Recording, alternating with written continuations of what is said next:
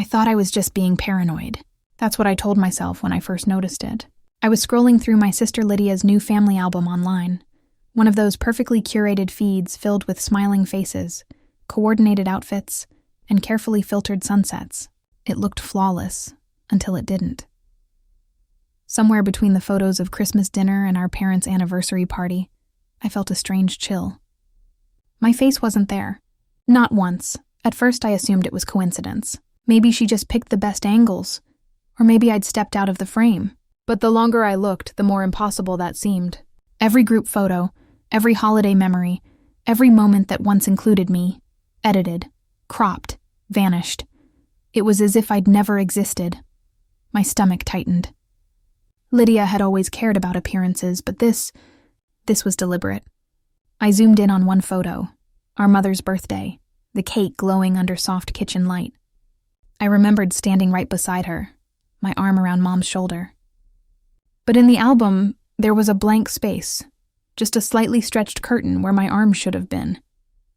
The edit wasn't even perfect. The ghost of me was still there if you looked close enough. I laughed out loud, but it wasn't humor. It was disbelief. Who does that? Who takes the time to erase their own sister from every picture? I refreshed the page, half hoping it was a glitch. It wasn't. Lydia had gone through years of family photos, removed me from everyone, and uploaded her perfect version of our family for the world to see. A wave of heat rose in my chest. I felt embarrassed, foolish even, as if I'd done something wrong just by existing. My mind spun through reasons. Maybe she was angry, maybe she wanted attention, but none made sense. She had always been the golden one, the favorite. What threat could I possibly pose? I clicked through more photos, each deletion sharper than the last. The Christmas I organized single-handedly, gone. The graduation where I gave Mom the flowers she held in her hands, cropped out so cleanly that the bouquet floated awkwardly between her and Lydia. Even the old childhood collages, she'd scanned and re-uploaded them, minus me. My throat felt tight. It wasn't just photos. It was history. Our family's proof of love, stripped of me like I never belonged. I closed the browser, but the images lingered in my mind, mocking me. That night, I opened my own photo folder and stared at the originals. There I was, smiling beside them, real and unedited.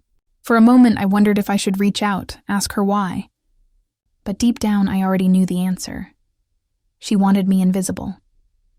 I sat there in silence, surrounded by the glow of the screen, feeling like I was mourning a life that had been erased pixel by pixel.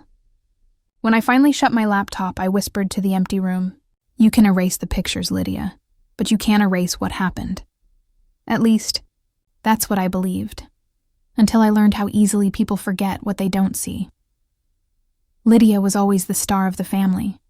Even when we were little, she had this effortless way of making everyone's attention pivot toward her. She'd walk into a room and the air would change, as if the walls themselves leaned closer to listen. I used to think it was magic. I used to think she just shone brighter than the rest of us. But magic loses its charm when you realize it comes at your expense. Our parents adored her. She could do no wrong. When Lydia got a B in school, Dad said, "At least you tried, sweetheart." When I got an A, he nodded and said, "Good.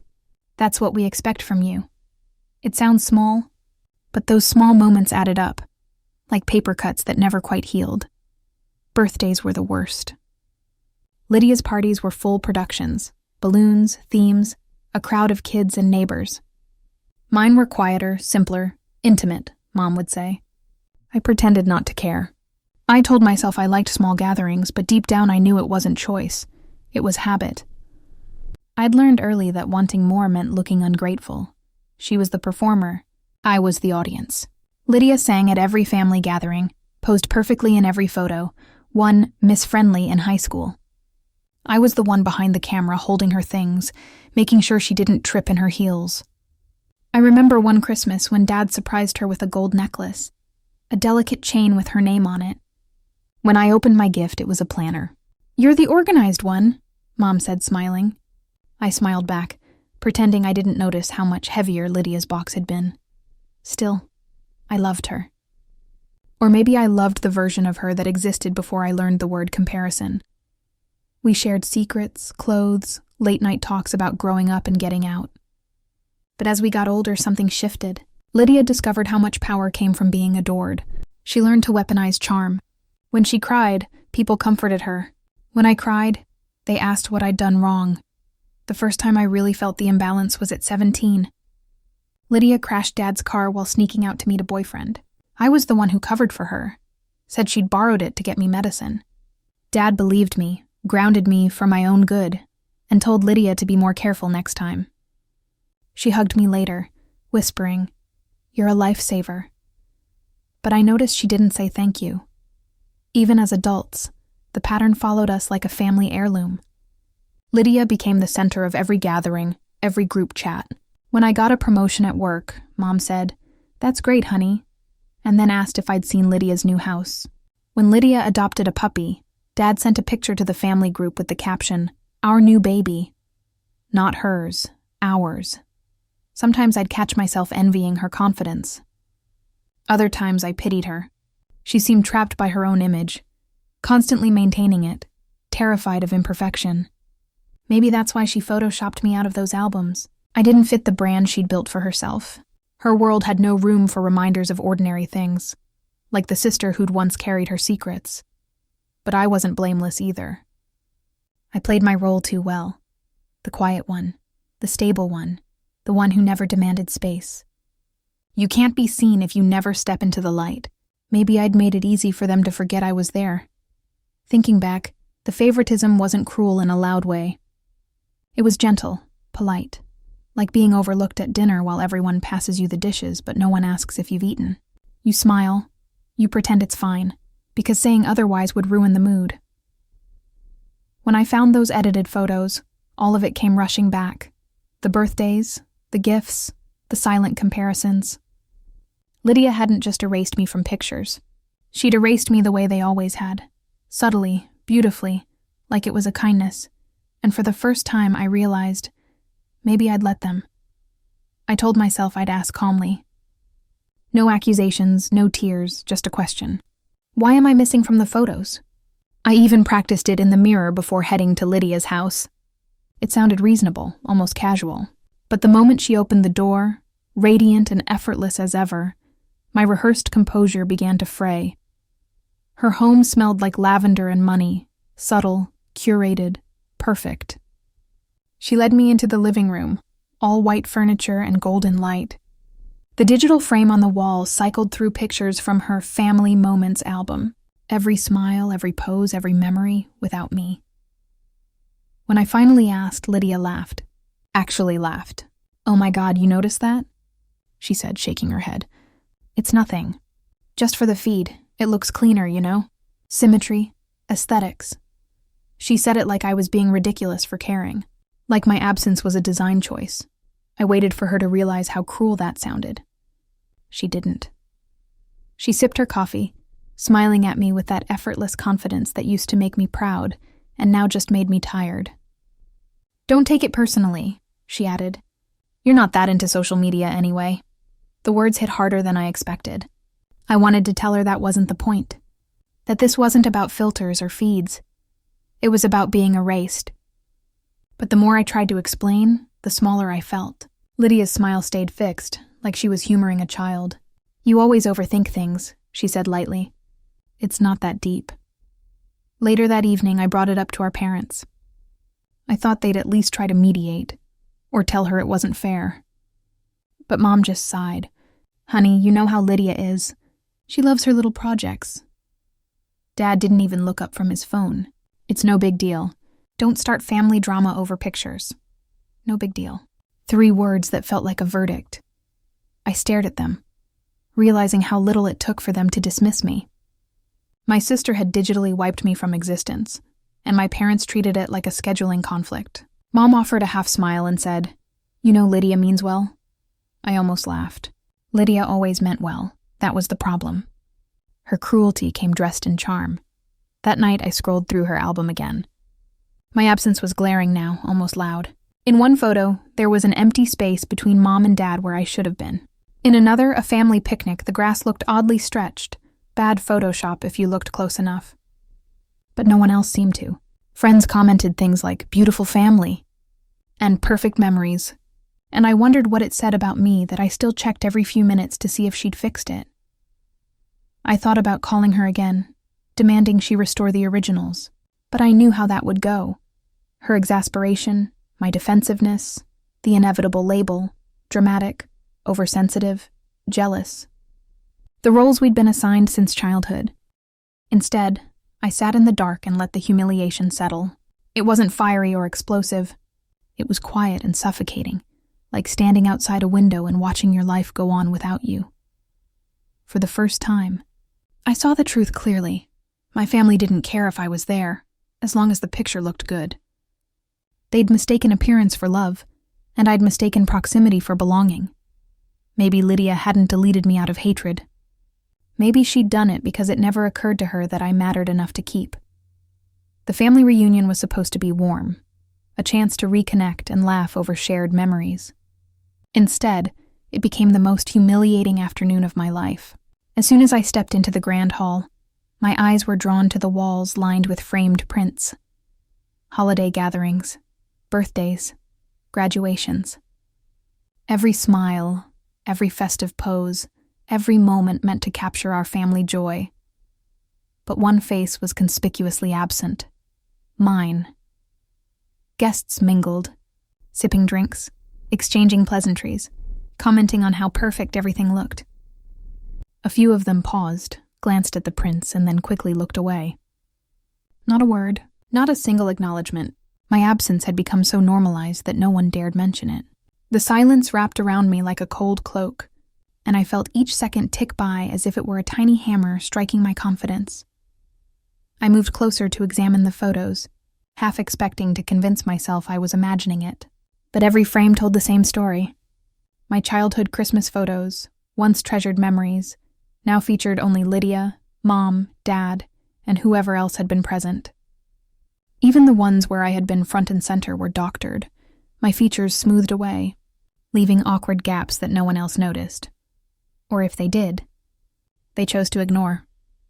I tried to smile, to act normal, engaging in polite conversation with relatives who had no idea how much this cut me. Every compliment about how perfect everything looks felt like salt in a wound. My thoughts raced, bouncing between disbelief and anger. I could almost hear the silent narrative they all carried. She doesn't matter enough to be noticed. She doesn't matter enough to exist in memory. At some point, Lydia approached, radiant as ever, a glass of wine in her hand.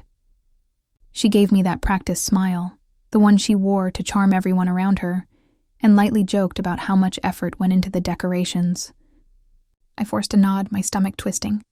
Inside, I felt the tipping point approaching, the fragile barrier between humiliation and breaking point shattering. I walked the perimeter of the hall, letting the edited memories speak for themselves. Each frame was a subtle accusation, a quiet erasure of my identity. I remembered years of small slights, the invisible threads woven into family life that had always made me feel secondary. Here it was, amplified, undeniable, and public. The weight pressed against my chest until I realized I couldn't breathe through it without acting. I excused myself politely, muttering something about needing fresh air, but I didn't even wait for anyone to respond. Outside, the cool breeze hit my face, and I took a deep breath, letting the humiliation wash over me and then harden into resolve. I couldn't stay in a place where I was invisible, where my presence was treated like a nuisance, where my memories could be stolen and displayed without acknowledgement. As I walked to my car, I made a silent vow. No one, no sister, no parents, no family, would ever make me feel invisible again. I would reclaim my presence, my history, my dignity, and my story, and if they thought they could erase me without consequence, they were about to learn exactly how wrong they were.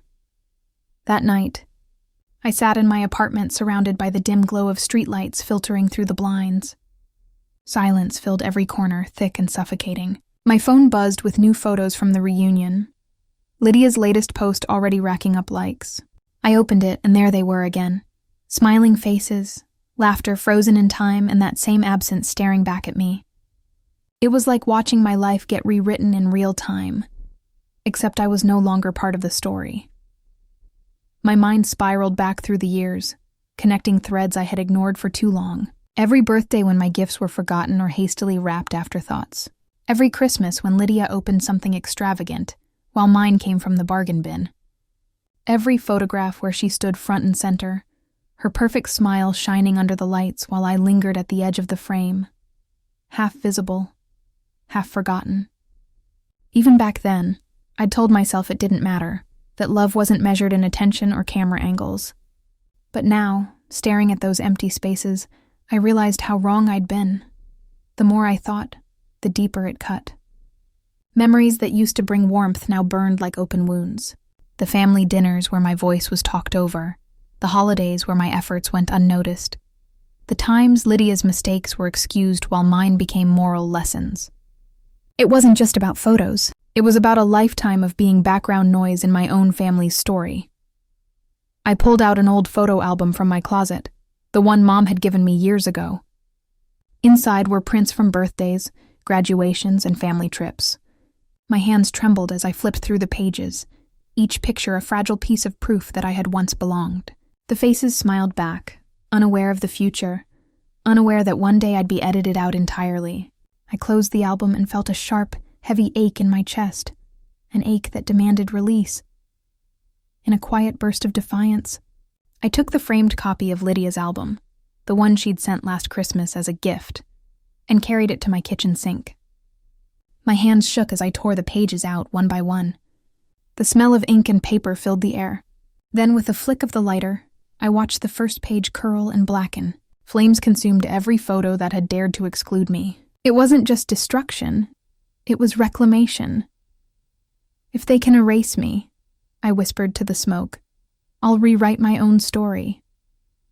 The firelight danced on the window, reflecting back at me like a challenge. The heat stung my eyes, but I didn't look away. For the first time, I didn't feel small or forgotten. I felt powerful, raw, and painfully awake.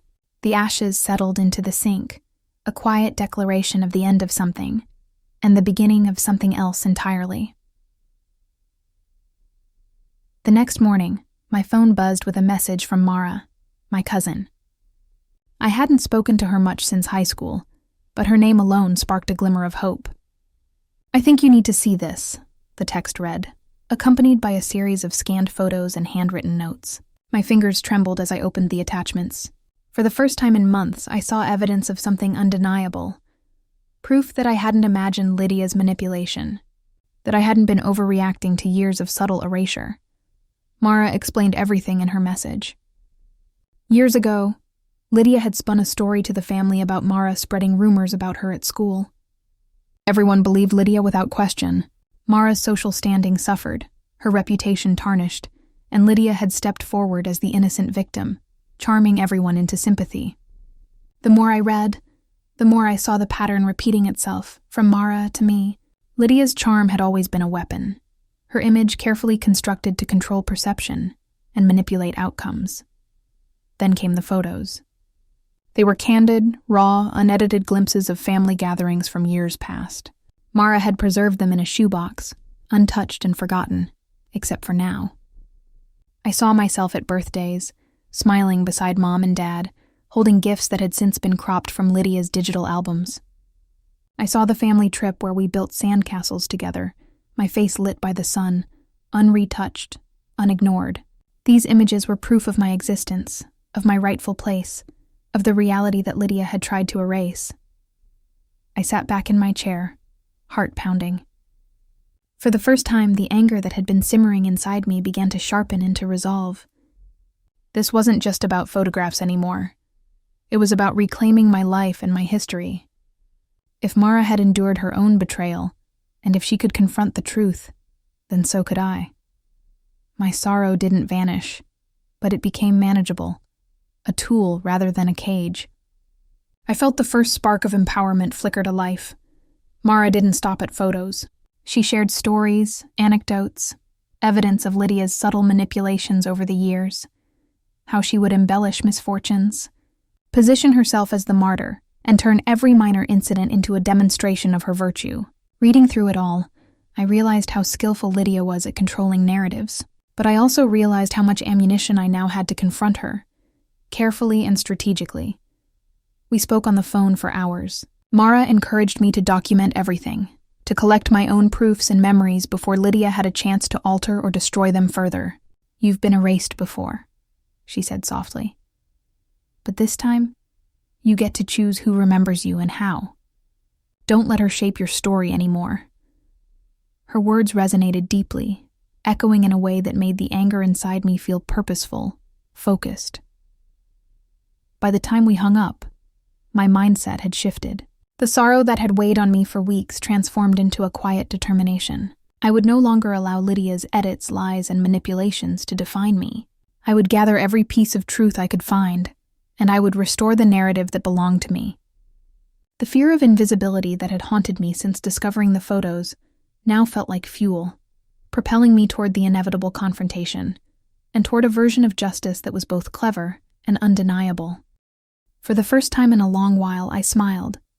Not because everything was okay, but because I finally felt seen, armed with proof, and ready to reclaim the story that was rightfully mine. Mara had given me more than photos. She had given me the courage to start building my own narrative, piece by piece, against the backdrop of a sister who had tried so hard to erase me. I began quietly, almost obsessively, sifting through every digital corner of my life. The first step was to restore the original family photos I had kept tucked away in boxes and drawers, the ones Lydia had never touched. Each image was a small victory, me laughing at the beach, blowing out birthday candles, caught mid-dance at a cousin's wedding. Restoring them felt like reclaiming pieces of myself that had been stolen, silent fragments of identity that no one else could take away once I preserved them. Next came the videos, old VHS tapes converted to digital, shaky recordings of school plays, holidays, and simple backyard moments. I watched them obsessively, frame by frame, noting the details Lydia had excised in her curated albums. The videos carried the sound of my own laughter, my voice, my gestures, proof that I had always been there, even if my sister tried to rewrite the narrative. Each clip I digitized felt like I was gathering ammunition, not for revenge, but for truth. A meticulous assembly of evidence that validated my existence. I created a folder I named Truth Album and began compiling everything. Every photo, every video, every handwritten note from Mara, every social media post that referenced events I'd been erased from, I filed it meticulously. It was more than organization. It was therapy. Each image restored a memory. Each memory rebuilt my confidence. It was as if with every file I added, my shadowed presence was growing brighter, no longer muted or overlooked. Working in this quiet, methodical way became almost ritualistic. I would sit for hours, headphones on, scrolling, scanning, uploading, correcting. I began to notice subtle patterns I had missed before. The way Lydia's edits always left visual hints. The way she repositioned other people in frames to obscure me. The calculated symmetry she maintained to make my absence appear natural. It was infuriating. But knowing the patterns also gave me power. Now, I could anticipate her next move, foresee how she might manipulate perceptions in the future. And then the first sign of recognition appeared. A casual comment from her on social media, a slightly sharper tone in a text, even a glance at family gatherings that lingered a fraction too long. Lydia noticed my quiet defiance, my refusal to accept erasure passively. She couldn't pinpoint it, but she could feel that something was changing. I wasn't visible in her albums yet, but the work I was doing in private was making me present in a way she couldn't erase, an invisible reclamation of control. This project became an anchor, a way to channel all my frustration, sorrow, and anger into something productive. Each restored image, each recovered memory, each small victory of preservation made me feel increasingly empowered. I realized that Lydia's attempts to erase me only strengthened my resolve. The more she tried to define my absence, the more determined I became to reclaim my presence. By the end of the first week, the Truth Album had grown into a formidable collection. It wasn't just about memories. It was about justice, clarity, and identity. I wasn't planning my revenge yet. I was laying the foundation for it, building a repository of undeniable proof that I had existed, thrived, and been wronged. Every night as I closed my laptop, a sense of quiet triumph settled over me. For the first time since discovering Lydia's edits, I felt a flicker of control, a promise that I would no longer be invisible, and a conviction that my story, finally, fully mine, was ready to be told. When I saw the call for submissions at the local art gallery, my heart skipped. The theme was Family Through Time, a perfect opportunity to reveal the truth, though I knew I had to remain anonymous. I worked for days, arranging my restored photos and videos into a digital album I titled The Missing Daughter. The piece juxtaposed Lydia's edited, flawless images against the original, candid moments I had painstakingly collected. The contrast was undeniable. Smiles without me, vacations that had never included my face, milestones rewritten to erase my presence. It was subtle, yet impossible to ignore. I submitted the album online, carefully masking my identity. Part of me felt nervous, vulnerable, as if exposing my family's private dysfunction to the public might backfire. Yet the thrill of finally reclaiming my narrative outweighed the fear. I imagined viewers noticing the emptiness in Lydia's edits, the awkward spaces where my presence should have been, and feeling the same unease I had endured for years. Each photo was more than evidence. It was a story, a reclaiming of my voice in a family that had tried to silence it. As the submission was accepted, I spent hours walking through the gallery in my mind, anticipating reactions. I imagined strangers pausing, comparing the edited photos to the originals, realizing something was missing. I envisioned murmurs of recognition, of injustice acknowledged silently by people who would never know my family. The album wasn't just art, it was testimony, a revelation carefully disguised as creativity. And through it, I could finally be seen, even if my own family failed to notice. When opening night arrived, I watched the gallery fill with visitors, their eyes drawn to the stark contrasts. Whispers floated in the air as people studied the images, absorbing the narrative without needing an explanation. Edited versions gleamed with perfection, polished and smiling, while the originals told a different story, full of warmth, laughter, and the unmistakable presence of a girl who had been deliberately erased. The juxtaposition was powerful, and even strangers felt the weight of absence. I lingered at the back, unseen, heart pounding. I saw Lydia enter with the family, radiant as always, expecting praise and admiration. Her eyes scanned the walls. But for the first time, she wasn't the focus. People were noticing the truth, seeing her manipulation reflected in black and white and color. Her charm didn't mask the evidence. Her edits now highlighted the deception. I felt a quiet thrill. Vindication without confrontation. Proof without argument. Throughout the evening, I observed reactions.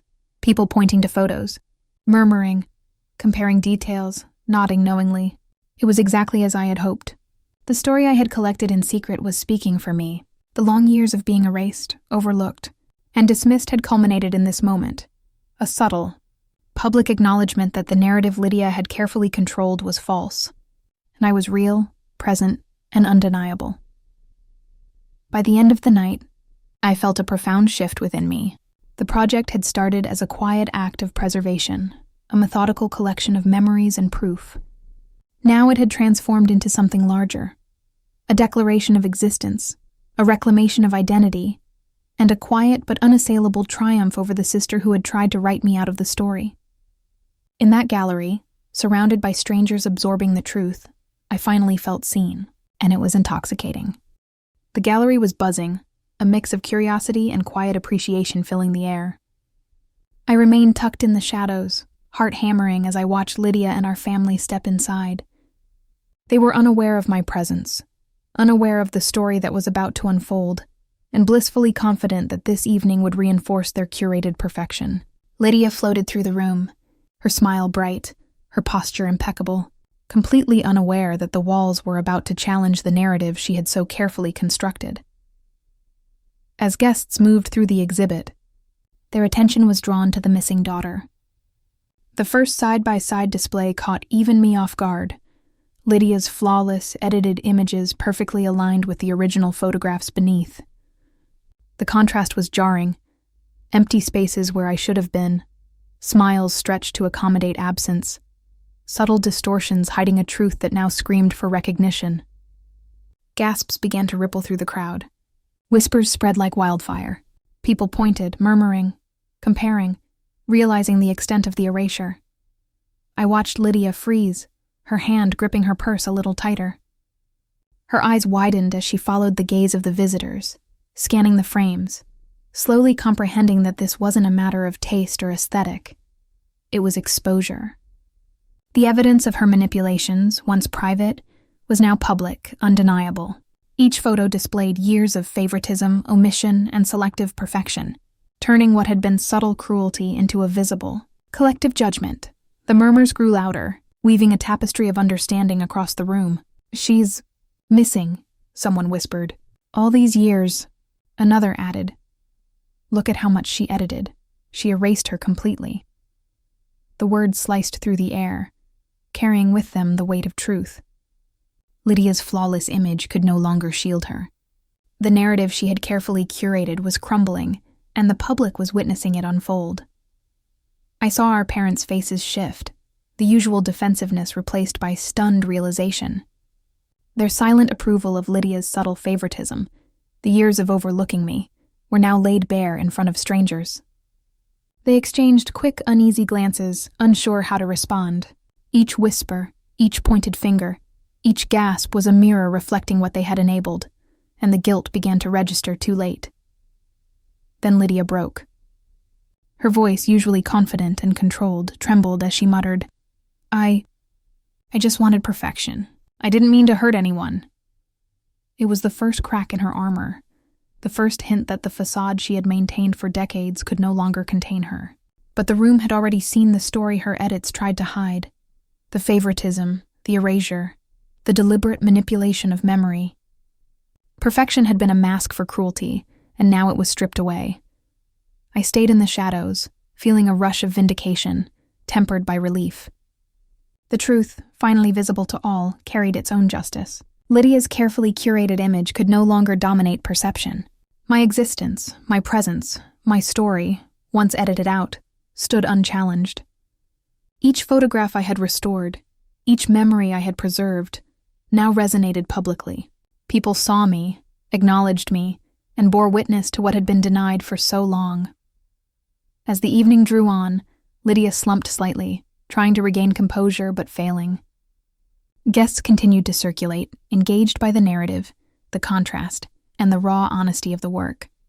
The public revelation had achieved what confrontation alone could not. My story was no longer private, no longer silenced, and no longer vulnerable to being rewritten by someone else's hands. In that moment, hidden among strangers and witnesses, I felt the first true surge of empowerment. I had reclaimed not just my memories, but my rightful place in the family's history. I could feel the tension in the room thickening. The gallery visitors lingering on each image, eyes darting between the edited photos and the originals. Lydia paced subtly, her confidence waning with every whispered comparison. I had the power in that moment, not through confrontation, but through restraint. I stepped out of the shadows and approached her calmly, letting her notice me without making a scene. "I'll give you a choice," I said quietly, careful to keep my tone even. "You can admit the truth publicly, or remain silent and let the exhibit speak for itself. Either way, people will see what really happened." Her eyes widened, and I saw the panic ripple across her face. Lydia had spent her life controlling perception, curating her image so meticulously that even the smallest crack felt catastrophic. And now, confronted with the undeniable evidence, she realized the exhibit alone could ruin the polished story she'd maintained for decades. She hesitated, searching my face for a clue, a hint of malice. Perhaps, but I offered none. I simply let her sit with the choice, the weight of years of manipulation pressing down. The room buzzed around us, yet I felt an almost meditative calm. This wasn't about revenge. It was about giving her the final opportunity to choose accountability or watch as her lies unraveled on their own. Finally, she pulled out her phone, hands shaking. Her voice wavered as she began to record a live video, addressing her social media followers. "I need to admit something," she said, barely meeting the camera. "I have edited family photos to remove my sister over the years. It was wrong. I thought it would make things perfect, but it hurt people I care about. I am sorry." I felt the room shift as the live feed reached the gallery screens. People murmured in astonishment, whispers turning to nods, to acknowledgement. The power dynamic had flipped in a single, quiet moment. My dignity, stolen and ignored for so long, was restored not by shaming her, but by letting her face her own truth. The audience, the public, and my family all witnessed the confession simultaneously, a culmination of years of subtle injustice laid bare. For the first time, Lydia's carefully curated perfection was replaced by raw vulnerability. She couldn't hide behind charm, behind edits, behind years of favoritism. The public acknowledgement of her manipulation not only exposed her actions, it elevated my presence. The gallery had become a stage for truth, and I, finally, was fully visible. I watched her shrink slightly as the viewers absorbed the confession, realizing she had no recourse. My restoration of the photographs, the collection of my memories, and the exhibition itself had achieved what confrontation could not: undeniable, public vindication. Lydia's admission was a surrender, and in it, I found a profound satisfaction. By the end of the evening, I felt a quiet empowerment wash over me. I had reclaimed my history, my identity, and my story. The exhibit spoke, the audience witnessed, and my family could no longer deny the reality. In giving her the choice, I had turned control into power, and that power had restored me. I walked away from the gallery that night, not just seen, but respected, and for the first time in my life, fully in control of my own narrative. The days following the gallery event were surreal. Family messages poured in, apologies, long explanations, awkward confessions. Mom admitted she had always overlooked me, telling herself Lydia needed more attention.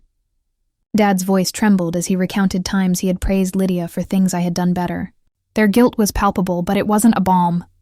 Hearing them acknowledge the truth didn't instantly erase years of erasure. I listened, sometimes nodding, sometimes remaining silent. Their words felt heavy, but they could not undo the subtle, persistent pain of being invisible. They didn't just erase my photos, I reflected. They erased my presence. That truth resonated deeper than any apology could reach. It had shaped my childhood, my self-perception, and the way I navigated family spaces.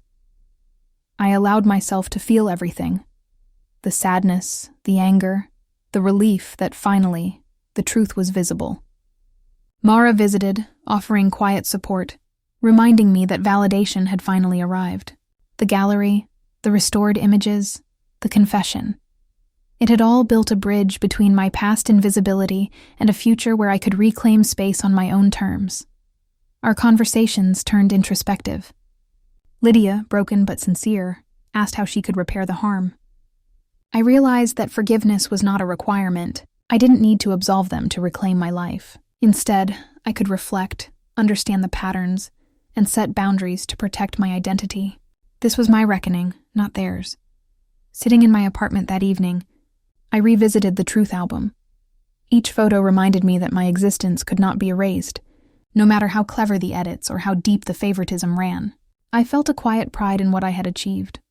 The painstaking reconstruction of memory, the reclamation of narrative, and the empowerment that came from acknowledging my worth without relying on others' validation. Closure came slowly, not as a rush of forgiveness, but as the steady, deliberate realization that I could exist fully in the present. My family had confronted their guilt, yes, but my peace was mine to claim. I didn't need applause, recognition, or reconciliation to know I had survived the erasure and emerged whole. That night, I allowed myself a final reflection. The years of subtle neglect and favoritism had shaped me, but they had not defined me. I had the power to rewrite my story, reclaim my memories, and stand firmly in my own presence. The emotional reckoning was not about vengeance. It was about truth, acknowledgement, and the quiet triumph of being seen. Months later, I launched a photography channel called Truth in Memories. It was more than a creative outlet. It was a mission to highlight the invisible, the overlooked, and the forgotten faces who existed quietly alongside the celebrated. Caretakers who had been backgrounded, siblings who had been overshadowed, friends who had been erased from family narratives, all found space in my work. Each image carried a story, a reclamation of presence that could no longer be ignored. The first series I posted juxtaposed ordinary moments with the significance often ignored. A brother holding a younger sibling's hand during a first day at school. A grandmother laughing quietly while everyone else posed for the camera. A parent working tirelessly behind the scenes. The commentary was minimal, allowing the photographs to speak for themselves. Viewers began commenting, sharing their own experiences, recognizing pieces of themselves in the overlooked subjects. The engagement was immediate, intimate, and deeply emotional. I often reflected on my own journey while curating the pieces. Each click, each upload reminded me of the Truth album, the gallery exhibition, and the months I had spent quietly reclaiming my identity. It was no longer about Lydia, or the family dynamics that had once threatened to erase me. It was about making sure no one else's existence went unnoticed, about using art to prevent invisibility from being normalized. One evening, as I uploaded a series of black and white portraits, I paused and whispered to myself, a quiet mantra shaped from years of pain and resilience. If they try to erase you, make yourself unforgettable. That phrase became my guiding principle, the underlying thread connecting every project I took on. It reminded me that dignity, visibility, and self-worth were not gifts handed down. They were claimed. By transforming personal trauma into creative empowerment, I discovered a new form of freedom. My art allowed me to honor the erased without bitterness, to assert presence without hostility. Each post, each photograph, reinforced that memory and identity could not be stolen if they were actively celebrated. In this new frame of my life, I was no longer backgrounded, no longer secondary. I had stepped fully into visibility, and in doing so, I invited others to step forward with me. Truth in Memories became more than a channel. It became a declaration. Every upload, every shared story, every captured smile reaffirmed a simple truth. Being overlooked is not inevitable, and erasure can always be resisted.